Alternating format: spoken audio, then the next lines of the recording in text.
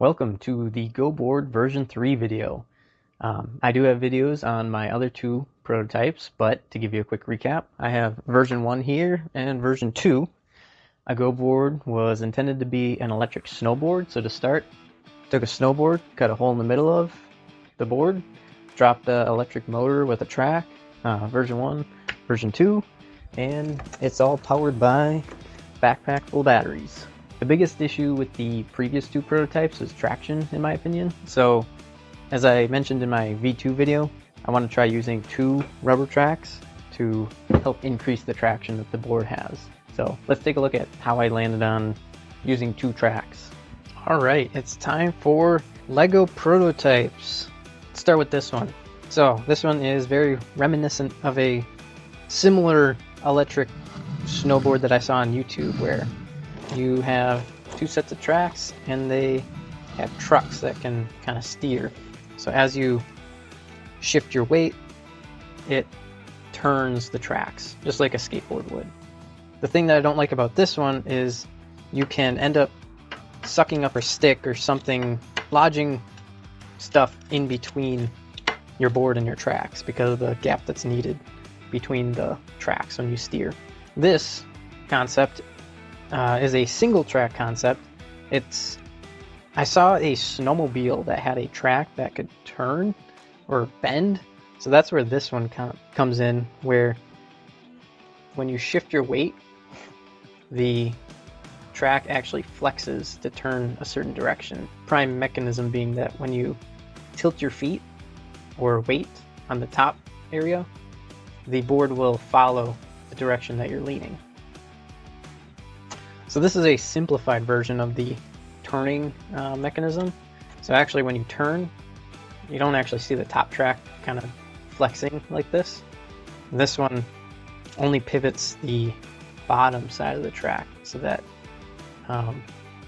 it would hopefully simplify the amount of moving parts. And this is another single track concept. This one I just don't have a track on, but the idea is that you would be able to have this pivoting section on the ends, but then this one also has suspension so that if you are approaching something, it can then flex over the thing that you're running over.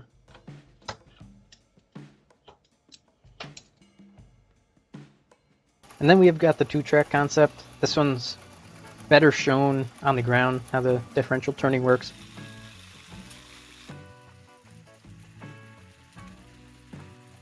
The worry with this one is that, from what I've seen, tanks have, or anything with tracks, has a substantial space between the tracks, so that I'm assuming because then it's not fighting against itself. Whereas if you think about this trying to turn from the center point, these tracks have to drag all of this extra length across the surface of what it's driving on in order for it to turn.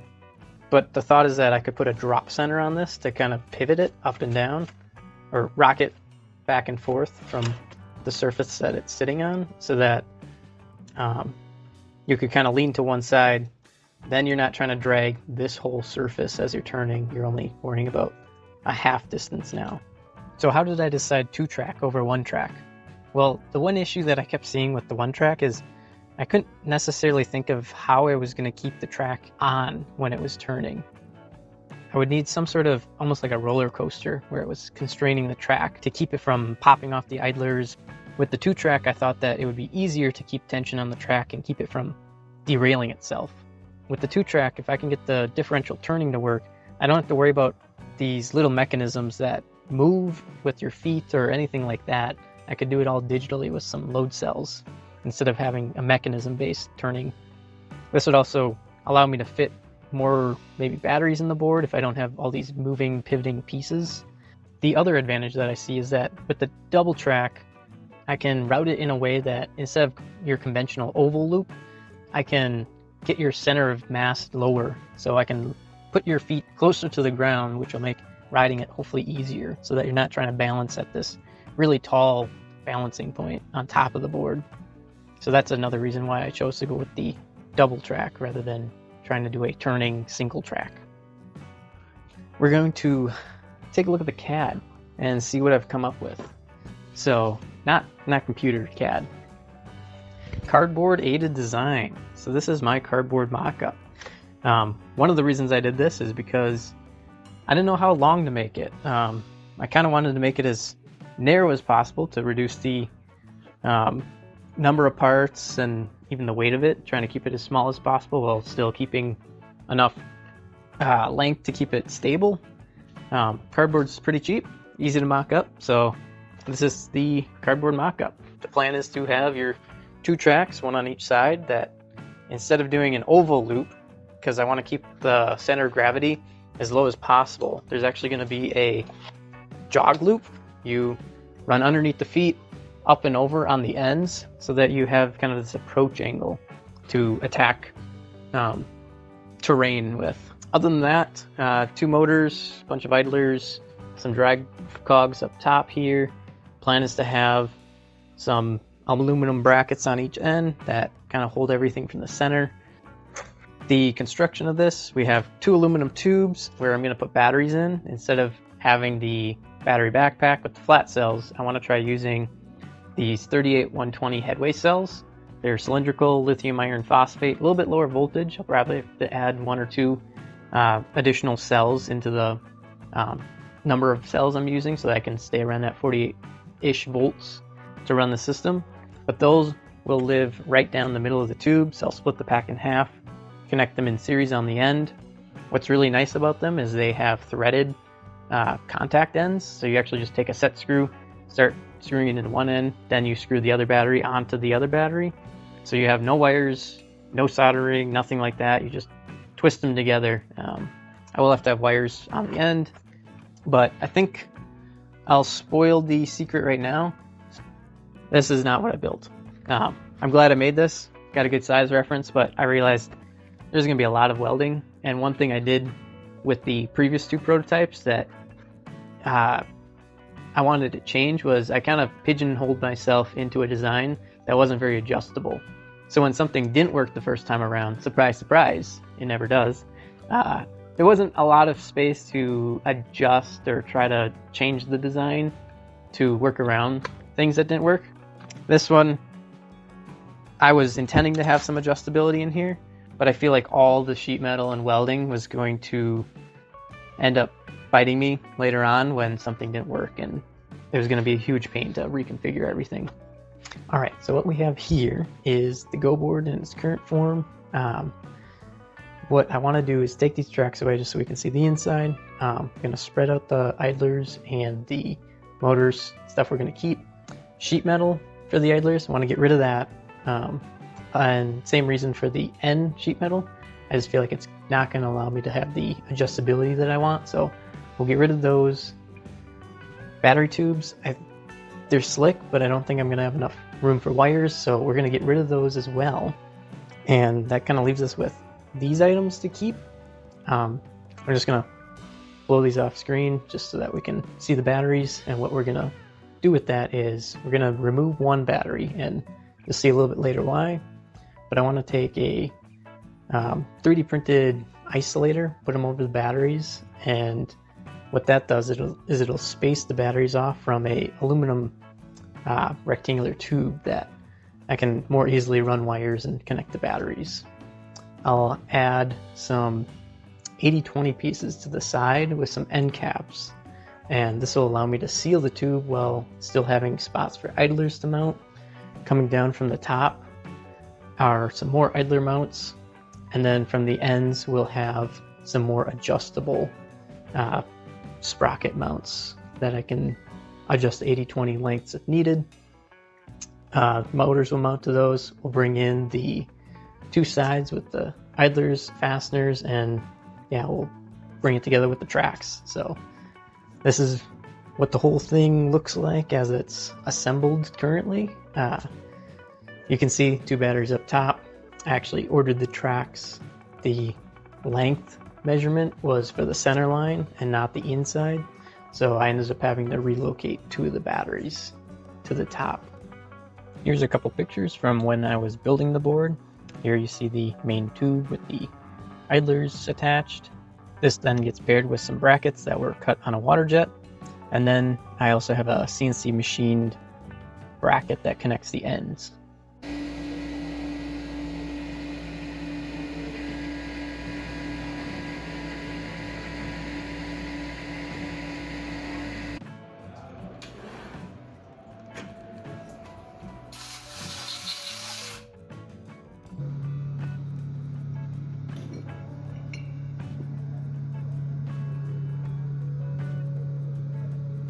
These are the aluminum foot pads for the bindings to mount to the board.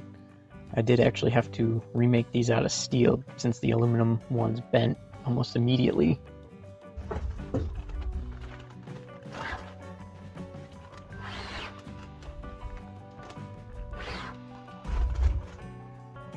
Here are all the batteries with the BMS connected to them. Those then get pushed down the center of the tube, which was an absolute pain. But then the wires come out the rubber grommet. Here's the fully assembled board. I actually ran into an issue right away where, because of the stiffness of the track and the loop that it's doing, the amount of friction is just too high for the board to be able to run with somebody riding it. So I actually had to decrease the angles on those ends in order for the board to run properly.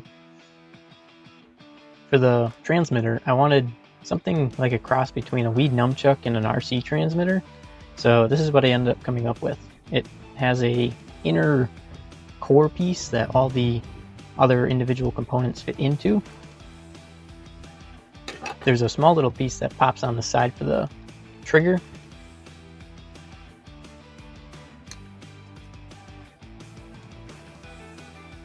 Then there's also a button that gets slid in that acts as the dead man switch.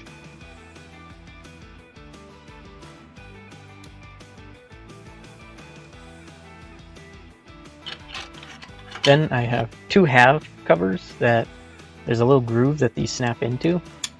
So then you just take both halves, snap them in, and then you're left with this nice outside finish that doesn't have any sort of fasteners. And then the final product looks like this. You've got your dead man switch, trigger, joystick, and then a button that I'm using for other features. There's a power switch on the bottom and an OLED screen on the top where you can see the controller voltage. The joystick I have set so that the readings show when you have the dead man switch held. If I turn on the board, you can see that the delivery successful message pops up, meaning that it's connected to the receiver. If the board is turned off, delivery failed pops up. The button is used to change the modes. If you hold it down for about 5 seconds, the mode will change from joystick to trigger mode. This changes the mode from sending values based off the joystick to now sending modes based off the trigger. The trigger is set up to only send values for forward or reverse. So normally when you pull the trigger, that's the forward input. To go in reverse, you have to pull the joystick thumb back, and then the values get inverted. If you press and hold the button again, this goes to the third mode, load cell, and I'll explain these loads in a minute. It was also important to maintain glove compatibility, so I made sure to design this so that I could still use this with gloves, which is part of the reason for having the joystick pull back to reverse the trigger values. I felt that trying to push your finger forward and fitting a glove was not the most optimal design, so joystick is used for more driving the board when you're not riding it, and then the trigger is intended to be used when you're actually riding the board. So you have your three modes, the joystick, trigger, and load cell, that will be able to control the board in these directions. I'll explain how the different modes work a little bit. So to go forward in joystick mode, you would push the joystick forward. In trigger mode, you would stand with your weight in the center and pull the trigger. The trigger controls how much power or speed you're sending to the board. In load cell mode, you would shift your weight towards the front of the board, and the amount of weight that you're putting on that foot controls how fast you would be going forward. If we were moving forward and wanted to turn a little bit to the left, when you're in joystick mode, you would have your stick pointed forward and a little bit to the left. In trigger mode, you would shift your weight onto your heels while pulling the trigger. In load cell mode, you would have your weight shifted onto your front-facing foot, and then you would simply just lean on your heels a little bit. I also wanted the ability to do a dime turn when the tracks run in the opposite directions of each other. If I want to do a dime turn in the left direction, in joystick mode, I would simply point the stick towards the left. In trigger mode, I would put my weight on my left heel and right toe while pulling the trigger. In load cell mode, this would work the exact same way, where you have your weight shifted onto the left heel and right toe. Well, now that's assembled, my goal for the Go board was to ride it to class before I graduated, and I'm pleased to say that I was able to accomplish that goal. Let's take a look.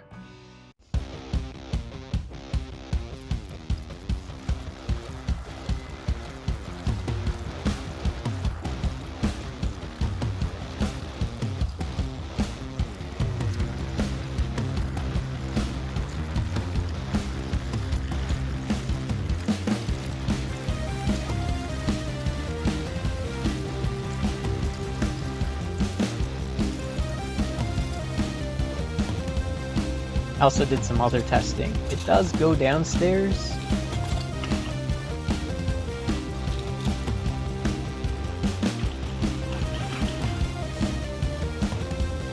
But it goes upstairs a little bit better.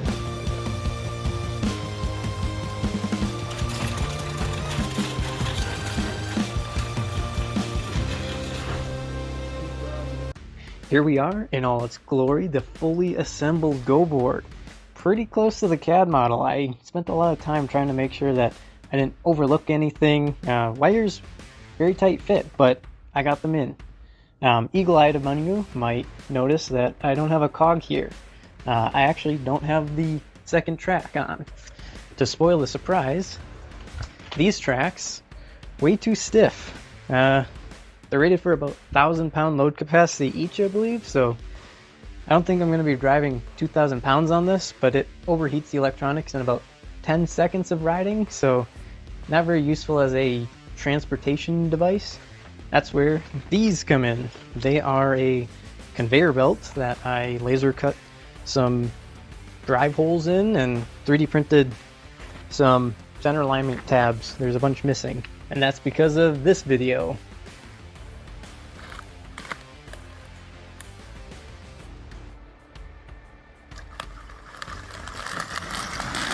All the little black specks that are flying off are the 3D printed tabs that I spent a couple hours gluing on by hand. So I could tell that the electronics weren't struggling as much to drive the conveyor belt as they were with the rubber track, but I feel like I'm still kind of in the same boat because without the alignment tabs, it's going to derail itself and I still can't ride it longer than 10 seconds. So I'm going to have a third track. That's where these come in.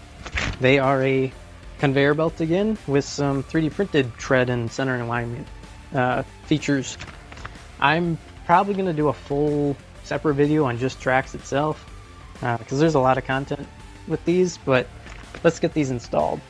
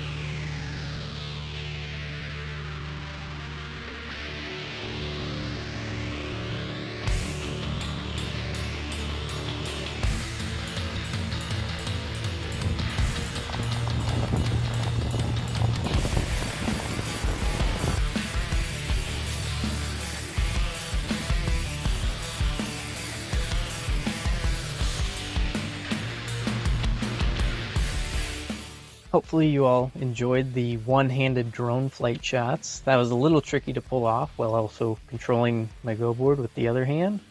But overall, I'm really pleased with how the Go board performed. I did break a little bit of it, have some things to repair, but stick around because I feel like there's a lot of software to be optimized here to really get the full potential out of the board and really allow me to open the thing up, so to speak, on some better terrain than just the backyard. So yeah, stick around if you enjoyed, and I'll catch you in the next video. Thanks for watching.